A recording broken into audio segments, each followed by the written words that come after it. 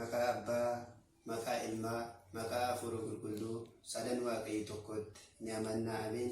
Kabajamtoonni maatii Waaqayyoo biyya fagoos kan jirtan, biyya alaa, biyya keessas kan jirtan, nagaa Waaqayyo Waaqa jiraataatiin nagaan isin gaafadhaa. Nagaa hunduma keessaniif haa ta'u. Akkam jirtu nagaa keessanii? Waaqayyoof galanni haa ta'u. Ani nagaa kootii isin jechuun barbaada. Egaa sagalee Waaqayyoo akkana jedha. Raajii Hosee boqonnaa 14:1 irratti isin anatti deebi'aa, anis immoo isinittan deebi'a jedha jechuudha. Kanaaf waan hundumaa keessatti rakkoo garaagaraa keessa kan jirtanis, iddoo bal'aa yookaas haala mijataa keessa warri jirtanis maqaa isaa faarfachuutti deebi'aa, maqaa isaa galateeffachuutti deebi'aa, maqaa isaa jajachuutti deebi'aa. Firri nama gataa, namni nama gataa, garuu kan nama hin ganne, yeroo hundaa kan nama hin quufne maqaa isaa isa jabaa Waaqa keenya waan ta'eedhaaf. Kanaafiyyuu kan nuti itti maxxannu isa qofaa waan ta'eef gara isaatti deebinee maqaa isaa waammachuu, maqaa isaa lallabuu, maqaa isaa galateeffachuu qabna isin jechuun barbaada. Kana yoo hin jee gana ngaa kadhaxaan sun wal baruunis waan barbaachisuudhaaf namoonni na beektan na beektu, namoonni na hin beekne ani maqaan koo Faarfataa Seenessaa Garbaabaan jedhama.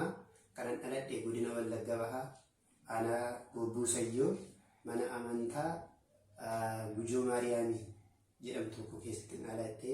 Iddoo kanatti dhaladhe manuma amantaa kana keessatti faarfachaa ture. Achumaan guddadhee achumaan tajaajilaa jira jechuudha. Egaa gama tajaajilaatiin ani faarfataadha. Faarfannaan dura kan ittiin beekamu ani walaleessaadha. Walalaan ture, baay'ee san jaaladha. Hanga har'aas ittuman jira jechuudha, ogummaa kooti waan ta'eedhaaf. Kanaaf egaa haa ta'uutii gama miidiyaa kanaatiin tajaajilli kennamuu ni danda'a kan jiru dhageenye nus ufnee kunoo isinitti makamnee jirra. Saba keenya yookaan immoo gama naannoo tokkorraa gara biyya tokkorraa addunyaatti maqaa isaa lallabuudhaaf kunoo yuutuubii chaanelii maqaa Faarfataa Seenessaa Garbaabaa jedhamu kanaatiin banadheen jira.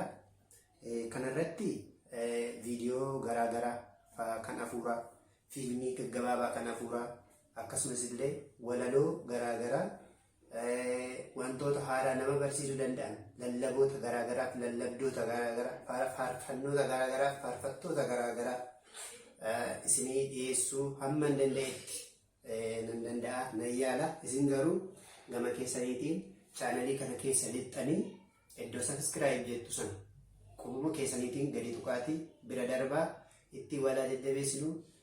Anarraa baradhaa, isinirraa baradhaa. Waaqayyo hunduma keenya haa gargaaru jechuun barbaada. Kanaaf yaada kiyya asuma irratti nan xumuraa. Hundumti keessaniyyuu bakka jirtanitti nagaa naaf ta'a.